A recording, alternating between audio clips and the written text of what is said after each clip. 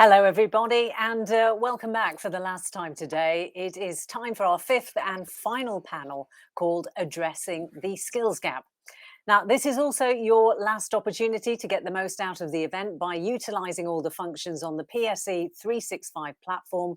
And that could be anything from making a connection, sharing your thoughts in the live chat, or simply submitting a question in our live Q&A. Now, between 2020 and 2024, the public sector estimates that it will spend £290 million on training through its centralised contracts for learning and development. The skills gap created huge delays when digitally transforming the public sector at a time when rapid change was most needed. And we also know that bridging the skills gap within the sector is crucial. This is everything from developing and retaining digital leaders to infrastructure support and investment to address accessibility of learning and, of course, growth. So what will the skills gap in 2022 actually look like? And how do we ensure that digital needs are recognised as a functional skill, given what we all went through over the past 2 years? Well, to help us navigate the public sector skills gap question, our panellists today are Paul Kessel-Holland, who's Head of Curriculum Design Projects, Education and Training Foundation. We also have Alison Cox, who's Head of Apprenticeships and Stakeholder Engagement, Chartered Management Institute. Kesh Ladwa, who's Head of Resourcing, Talent Acquisition, Diversity and Inclusion Leader, Staffordshire County Council. And we also say a very warm welcome to Sean Cosgrove, who is the Chief Commercial Officer for Lifetime.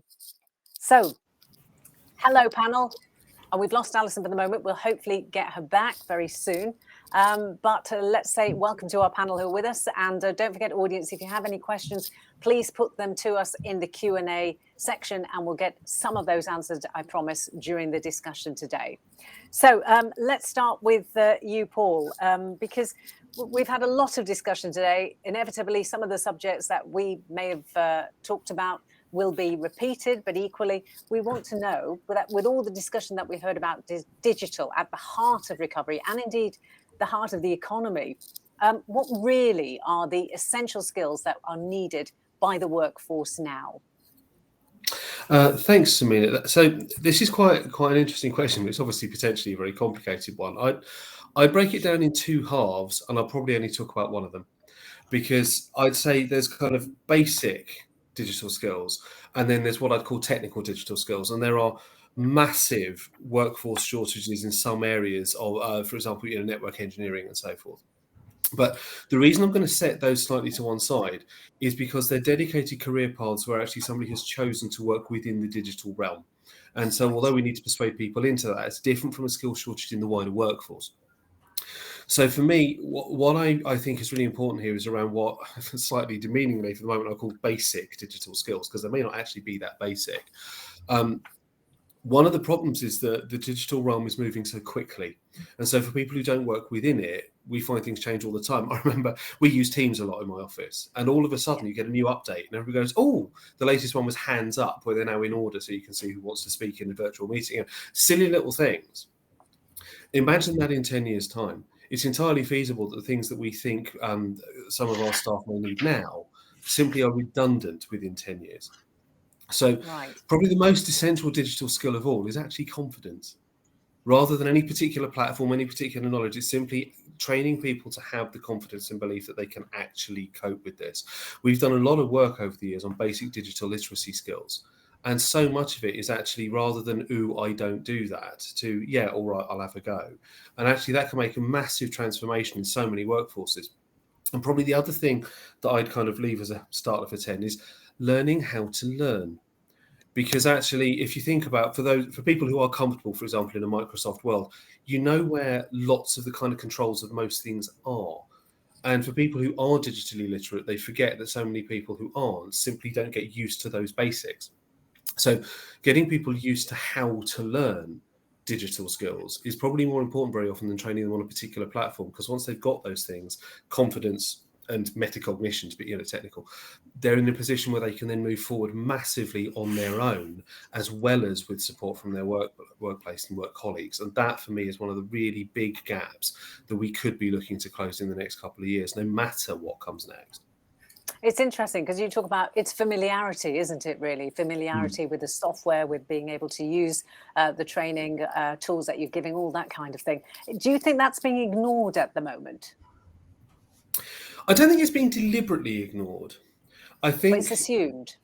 Yeah, there's a lot of assumption here. It's a little bit like if you go back 40, 50 years, where literacy was something that wasn't necessarily as universal as it is now. It was just assumed that everybody in your workplace would read well. And so therefore people just kind of assumed that. And if somebody didn't read very well, they'd get somebody next to them to go in, what does that say? And kind of the same type of thing seems to happen now a lot with digital practice, where it's just assumed that everybody can do certain things. And once you put the basics in place, actually you can assume that they'll probably work out the next level on their own. So yeah, I think you're right. There's a lot of assumption that people can do the basics. And once you're past that, a lot of it then takes care of itself. Okay, thank you. Alison, we've got you back, which is great. And can we ask you about the links between management and digital skills? What are they? Well, I don't think they're new. Was the first thing I'd say, and I think digital has always been there, certainly for the past few years, and I think obviously enforced in the past 2 years, where we have had to work in a digital way, whether we're a manager or not. We actually did some work during the pandemic and talked to people about what were the sort of the key things that we needed to be thinking about in terms of managing effectively through the pandemic, which meant in reality, how do we work digitally and how do we work digitally going forward? And the things that we were talking about there were, in terms of managers, managing things like hybrid working. It's a bandied around term a lot, but what does it mean? How do we unpick it, and how do we support our people in hybrid working, recognizing that it will mean different things to different people at different times?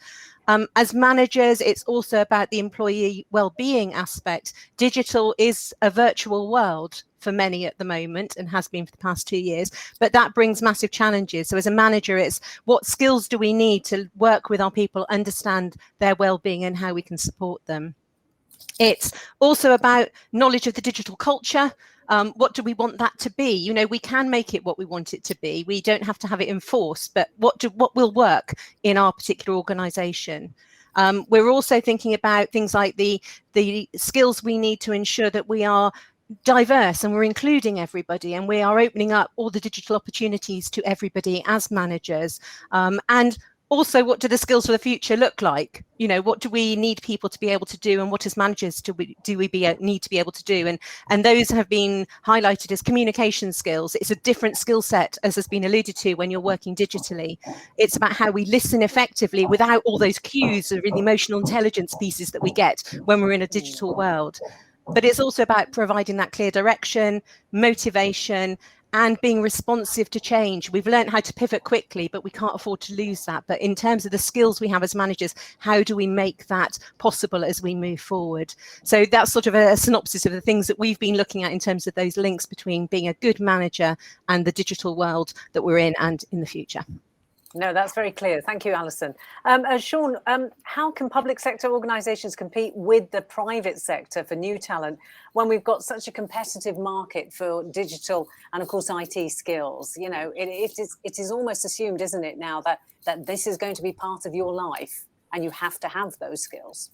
Absolutely, Samina. Building on what Paul was saying before, I think he made a great distinction between those basic digital skills and the more technical digital skills for quite specific roles.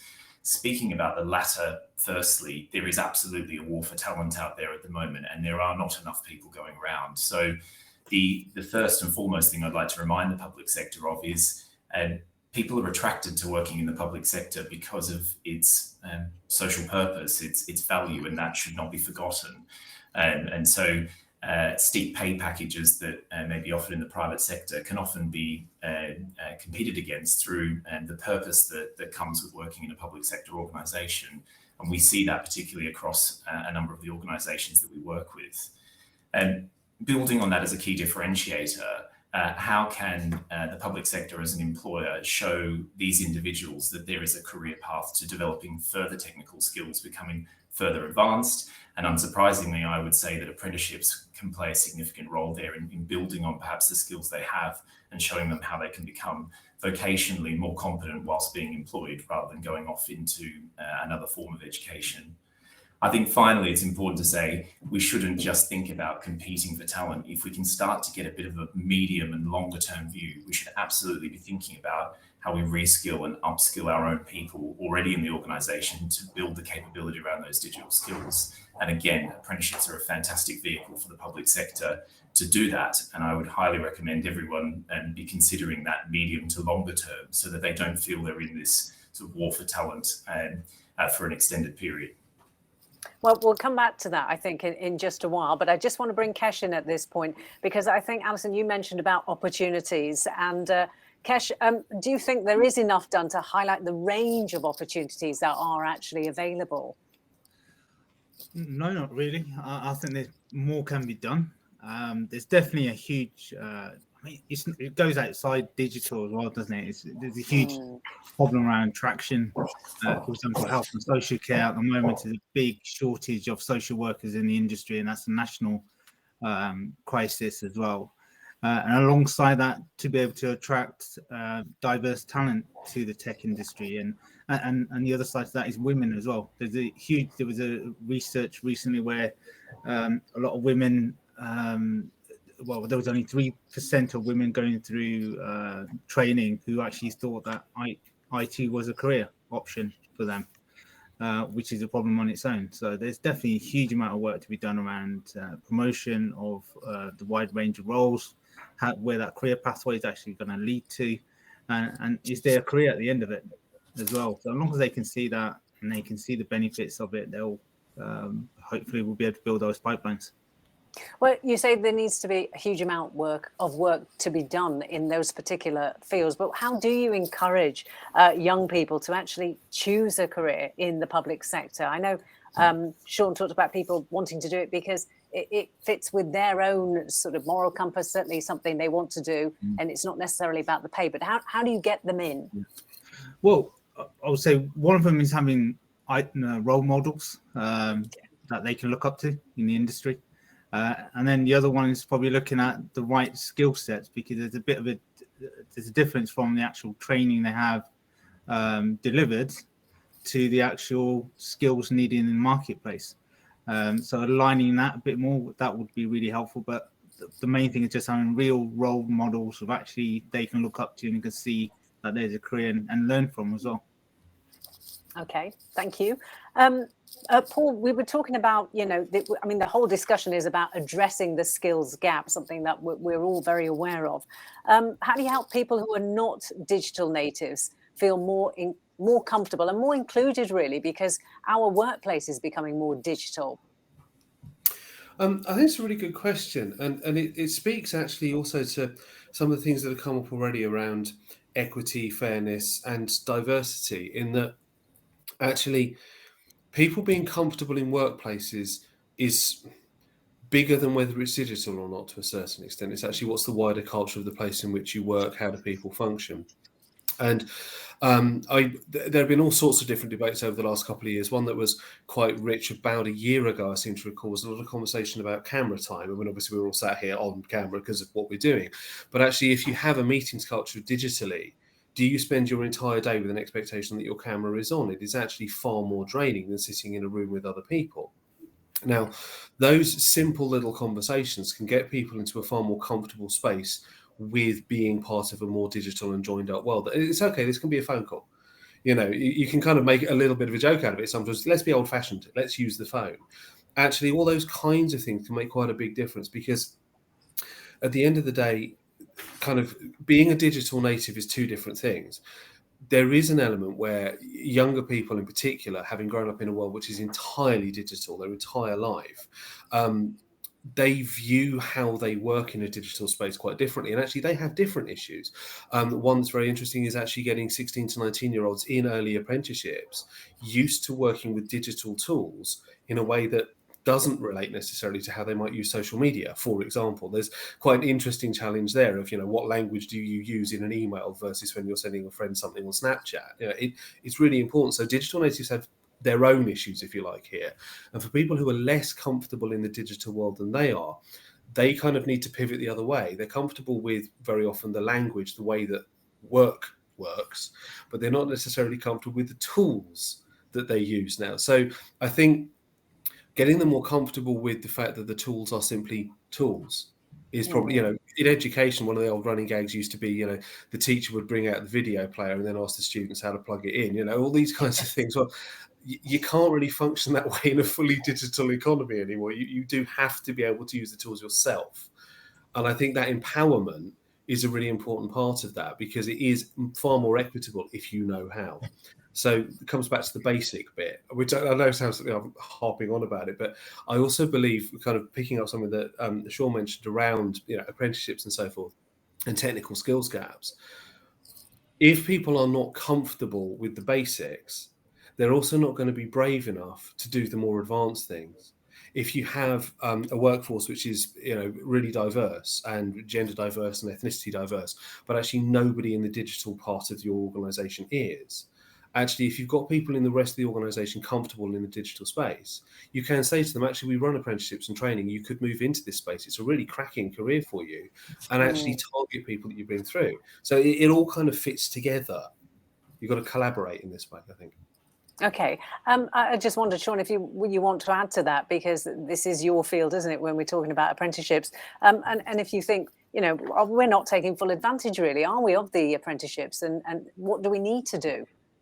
Yeah, I would entirely agree with what Paul's just said there around, and specifically about how you can make these routes into more technical careers more attractive for the wider population within a workforce, through making sure that that department is more representative. But thinking about whether apprenticeships are being taken full advantage of, I mean, it is a mixed picture across the public sector. It's probably quite well known by the audience about the public sector target of 2.3% of the workforce. We're not quite there yet, but there are some shining examples of particular departments and particular parts of the public sector that are exceeding that. I think the difference that is there is that those organisations have an apprenticeship first culture in their organisation. They think of apprenticeships when they think about their skills needs of the future. They think about it in their recruitment decisions and the people they're bringing into their organisation. And I think that that's particularly important. I think the other thing to note, which we see quite often in the public sector, is there is a perception that apprenticeships can only be used when you bring someone new into your organisation, but there's a significant opportunity to reskill and upskill individuals. And I'm sure if we looked at a number of case studies of those departments that were exceeding sort of 2.3% of the workforce as apprenticeships, there'd be a healthy mix of both newly recruited people into the organisation and people who are progressing through their career and perhaps reskilling into a totally new part of the business, like the IT or digital function, from a completely different role because of that opportunity. Yeah, and there's an open-mindedness there as well, isn't there, which obviously helps. Alison, what about management apprenticeships? What role can they play? And what do we need to do to continue championing those? I think management apprentices have a key role in all of this, but I would say that, wouldn't I? I'm slightly biased. But as we talked about the skills that we need to have now and going forward, in terms of being effective managers and helping those accidental managers who need to develop those skills, they're there by dint of experience, not necessarily ability to manage. We need to be making sure that management is seen as one of the key things that we need to address as a country to improve productivity. It needs to be there front and centre. Certainly the recent government productivity review showed leadership and management skills are vital for productive work, business growth, technology adoption in there as well, utilising skills and building the skills base in our organisations, and on the job learning. So those are 5 key things that the government have said are really important in terms of leadership and management. All of those things are wrapped up in apprenticeships in varying degrees at varying levels. So I feel management apprenticeships have a key part in this. And as they evolve, as they go through the reviews by the employers to make sure they're fit for purpose, embedding technology and digital more strongly in them as core basic functional elements of an apprenticeship, regardless of the sector it's being delivered in, are absolutely vital. We're starting to see that with the review of the Chartered Manager degree apprenticeship. The employers are all saying, how do we bake in more technology here? We're thinking about sustainability, but where's the tech? So it's starting to happen, and it will continue to happen. Okay, thank you. And Kesh, I mean, you're at the the absolute front line of this. So how do you see this in practice when it's actually happening? How does it actually work? Yeah, no, definitely, totally agree with everything around apprenticeships. Kickstart, you've got the T levels as well, which is launched last year, which is really important. It gives you both classroom and work experience. It's the next stage up from GCSEs. And internally, as a council and various other councils are all looking at upskilling the existing staff. So utilising the manager apprenticeships, looking at skill sets and the talent they have within the organisation, and also investing in those individuals. Because we have majority long-serving members of staff, and yes, we want to bring apprenticeships externally in and attract more younger talent to come in, but that brings its own challenges within digital anyway, because the attraction and the marketing is a challenge. But then upskilling the internal staff using management, I've seen a huge increase in management apprenticeships, and utilisation, probably more strategic focus on how we use apprenticeships. A more proactive approach. I think COVID had a bit of a negative impact on apprenticeships, as it has on everything. But during COVID, public sector has been really focused on aligning their strategies to a more proactive approach in using apprenticeships, which has increased all councils and various organisations taking on more apprentices. As we speak, we're taking on apprenticeships as well, and various other councils are as well. So what would be the main thing that would help you? What is it because I know in one of the other discussions we talked about investment, we talked about inclusion. What is the main issue for you in terms of actually getting that talent in? It'd be good to have further investment. Further investment on these initiatives is really good. Kickstart comes to an end next month, I think. So these initiatives are great, but more investment is needed to open these pathways to be able to encourage new talent into your organisation and give more training opportunities. But yeah, more investment would be great, and then help, which can be used in developing the staff internally and externally, but also then help promote the opportunities externally as well. Okay, thank you. Paul, government policy plays a big role in all of this, doesn't it? How do you make these ambitions happen, or how do we convince government to make these ambitions come true? Oh, there's definitely $1 million question in there. I mean, I think some of it actually, Sean referred to the 2.3% target. I mean, I do think that sometimes there's carrot stick and there's all sorts of other things. Sometimes setting what feel like really ambitious and impossible targets is a really good idea, and sometimes it isn't. Having a percentile target for apprenticeships within organisations like this is a really good idea. There are other questions around digital which are really quite interesting, and I think I was reflecting whilst listening to all of this that actually in the public sector there's also a strange relationship with digital skill, because actually the public sector has gone digital over about 30 years very slowly, and sometimes really successfully, and sometimes possibly less so. And what that means is that also different organisations have really different relationships with what digital skills are, including at a very technical level, because they've got all sorts of legacy things to fight with. And I think helping everybody work out what they need to cut through and what they need to retain probably matters. There are all sorts of rules and regulations around what platforms you can use within the public sector for various different reasons, and some of them are really brilliant, and some of them possibly are worth reviewing and might make life a little bit easier, because there are always kind of different things where people go, oh, we can't do that here because of this. That type of conversation can make quite a big difference. But beyond that, I also think that actually, Kesh has already mentioned things like the T levels and apprenticeships and so forth. There's a lot of work going on at the moment promoting the different forms of technical and vocational training that people can do and at what stage in their life. I think that landscape shift really helps, because if people think, oh, I can't do that because I don't know how, feeling, well, actually, no, I can find out how. The one thing that hasn't been mentioned so far is actually with apprenticeships, we need to think about them as a ladder. where there's also other things on other stages. But you can train at level 2, which is GCSE3 through to level 7, which is a master's. Actually, you wouldn't expect a 16-year-old to be on a master's level apprenticeship, would you? It's perfectly fine if someone in their 30s is doing a higher level apprenticeship. It's 40s, 50s, doesn't make any difference.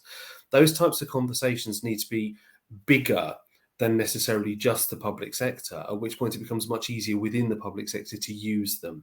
And I have to say that actually at the moment it's quite a positive time for vocational and technical education that way, with the skills gap that has been noticed by central government and the work that's being done.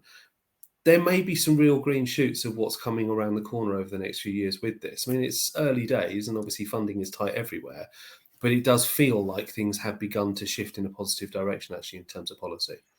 Well, that's good to hear. And as you say, it's about awareness, but also, I guess, to a certain degree, innovation. And I was just wondering, Alison, if you could give us an example of innovation or best practice that really has worked and tell us why. I'm actually going to go back to the world of apprenticeships because actually the pandemic, we thought when it all started, oh my goodness me, this is it. It's all going to stop. The apprentices are not going to be able to continue. And actually that has not been the case. Out of a crisis, we actually saw an opportunity. And I have to say, actually, one of the front leaders in this was the NHS, who knew that they needed to do everything possible, obviously, to address the pandemic, but they didn't want to stop their apprentices at varying levels carrying on with all of that learning that actually was incredibly rich. It was all of the stuff that you could never actually plan for in terms of opportunities to learn and try something different. So we saw all sorts of innovative practice. We had consultants recording their thinking and observations on their phones as they walked between wards. We had portfolios created in different ways. We had lots of different evidence captured in different formats, all pulled together. Stuff which would, the year before we would have gone, well, I don't know, is that credible? But actually it forced that transition. And now actually everyone's thinking, this is the way we need to do it. The way we did it before is not fit for purpose anymore. So I think the NHS and the transformation in the way they undertook apprenticeships for me was a massively exciting experience for all of us to see. Yeah, and it's a really pertinent example. Sean, I just wondered about the long-term benefits of apprenticeships, really for the learner, the employer, the wider economy. I mean, we need to consider these, don't we? We need to take them on board.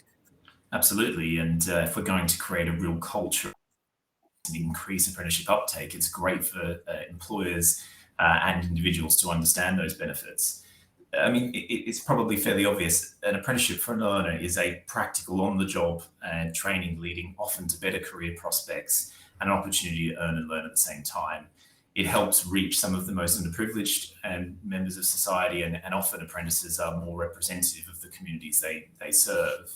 I mean, speaking particularly on behalf of Lifetime and some of the data that we hold, when I look at our apprentice achievers in the last 12 months, more than half have been promoted or taken on additional responsibilities by the time they complete their program, and more than 80% say that it's gone on to develop their career.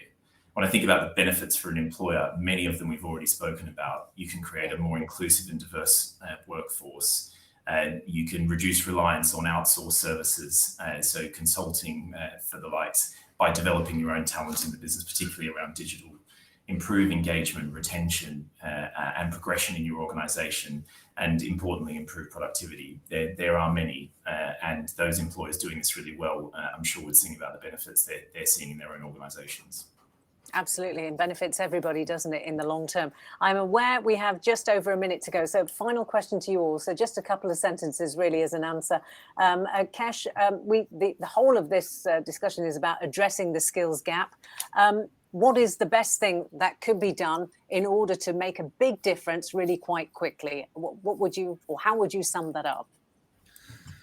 I would just say, look at internally about your the roles and opportunity you have within the organisation, creating some communication engagement with your hiring managers, and then investing time and energy and budget into identifying key pathways into developing those skill sets.